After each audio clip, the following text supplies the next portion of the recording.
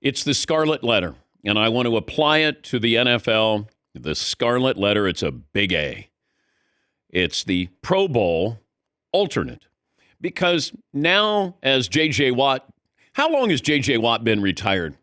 He's kind of doing the back in my day. Year and a half? Yes, but he was saying that it's now kind of a participatory award. Hey, you made the Pro Bowl. Well, not really.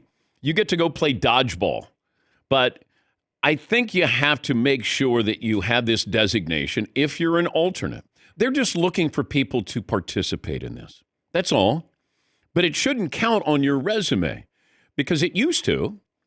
Maybe it still does. But if you're an alternate, there should be, if you have 3 quarterbacks who make the Pro Bowl from the AFC, NFC, or if you just want to do, you're the first team Pro Bowl quarterback, and that counts on your resume. Because once we get to the 6th alternate here, Vince Young, who was it, Tyler Huntley, didn't he make it? Vince Young, twice alternate, made the Pro Bowl. What's on your resume? That helps players get into the Hall of Fame. Yes, Marvin. And we're forgetting Pro Bowl quarterback Mitch Trubisky. Of course. Yep. David Garrard. Steve Berline. Yeah, but that was back when it was still a game that they were playing. But you have to differentiate between somebody who's a Pro Bowl. Now, all pro, that's the one that settles arguments. If you say 6-time all pro, you're getting into the Hall of Fame. 6-time Pro Bowler with 3 alternate chances to go in, you're not getting into the Hall of Fame. And that's where I think the NFL writers need to differentiate here. What is a Pro Bowl player and what is, I need you to fill the roster? Add the scarlet letter. Pro Bowl alternate.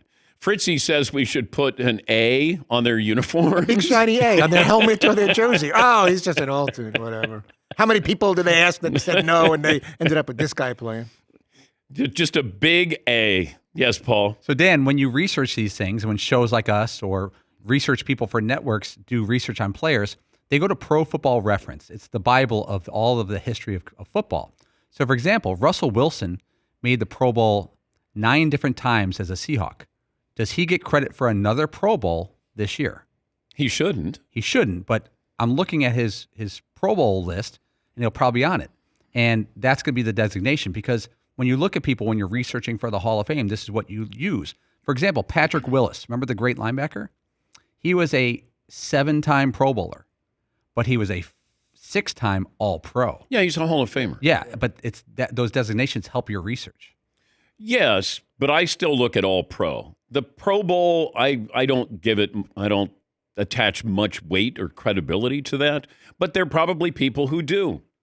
J.J. Watt says, when you get 5 alternates deep, just call it the participation bowl. All right.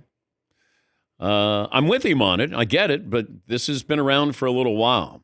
Add the scarlet letter, at least on your resume, that you put the A on there, you're an alternate. But it gets silly because after a while, you're like, who wants to play? Hey, who would like to be in the dodgeball? And you can bet on the dodgeball competition, as Dylan pointed out. Are you going to bet on the dodgeball? When we have our gambling podcast tomorrow, are you going to wager?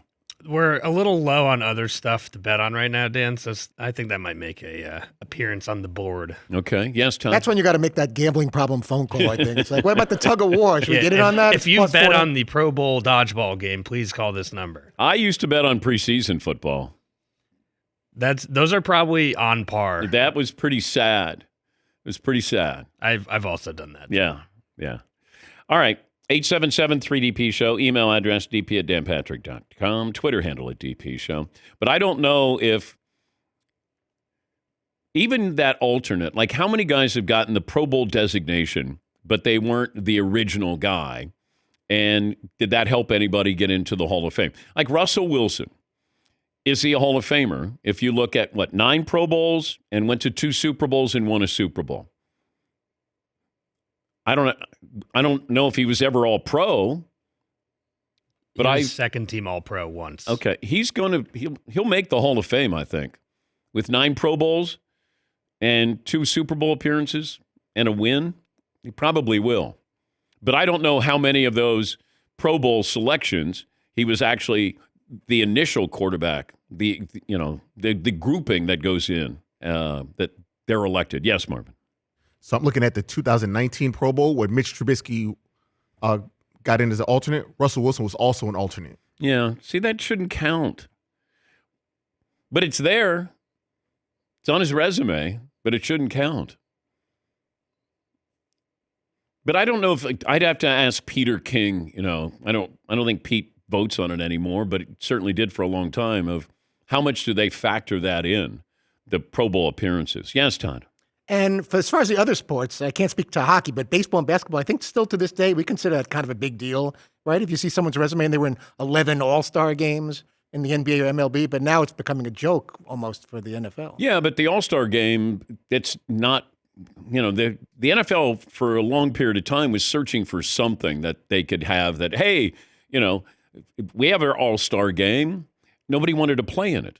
They wanted to be picked for it because it went on your resume. Tom Brady, I think, played in 1 Pro Bowl. His first one. Yeah, and then he's like, what am I doing? Or the Patriots probably said, what are you doing? And that's why you get Mitch Trubisky or David Garrard. And Drake May's going to be in the Pro Bowl. So he's a Pro Bowl quarterback. Yes, Marv. And the issue is you can't play exhibition football. Like, you just can't play like, oh, you know what? We're just going to play a pickup game of, tackle football. Yeah. So guys don't want to play. Well, I wouldn't want to play because all it takes is a Sean Taylor hit on you. Like that time, I didn't watch the Pro Bowl a couple of years ago, and I don't know. It might have been Paulie. He goes, turn on ABC or whatever. He goes, and I go, oh, what is on that Pro Bowl? I swear to God, I've seen more violence on Dancing with the Stars than that. They were slow dancing. They caught some, you get somebody, but you didn't tackle them. You could just kind of slow dance a little bit, wrestle them to the ground. I get it, but does the NFL, does the commissioner get it that this is silly? Yeah, Paulie. The last Pro Bowl game with actual physical action was that 2020 game. And I can't remember. I don't know if it was Luke Kuechly or someone we had on the show the next day.